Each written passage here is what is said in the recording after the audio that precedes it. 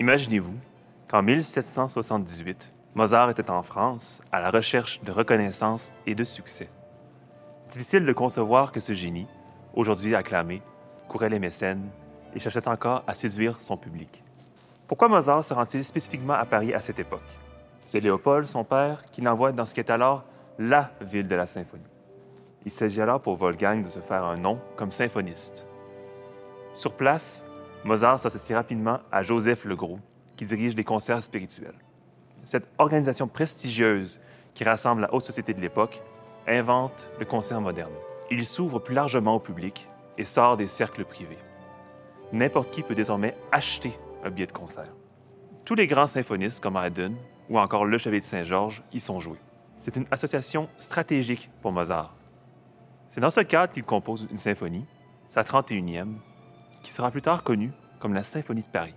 La Symphonie de Paris est un exemple intéressant de son désir de plaire.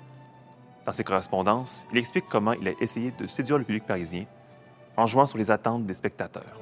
Il écrit à propos de l'allegro initial: « Je le fis commencer piano avec 2 violoncelles, puis venait tout de suite un forte. Les auditeurs, comme je m'y attendais, firent chut au moment du piano, puis suivit immédiatement le forte. Mozart nous dit que lorsque le public entendit le forte, il se mit à applaudir.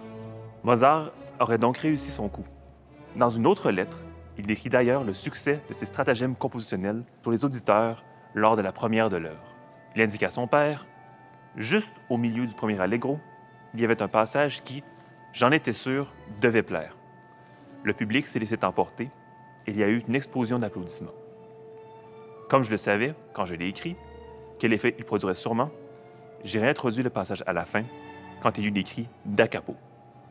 Autrement dit, encore du début. » Vous laisseriez-vous emporter par les artifices de Mozart, comme ce fut le cas pour le public parisien de l'époque? Seriez-vous en mesure de résister à l'attraction indéniable d'une symphonie parisienne dans laquelle il met tout en œuvre pour plaire et séduire?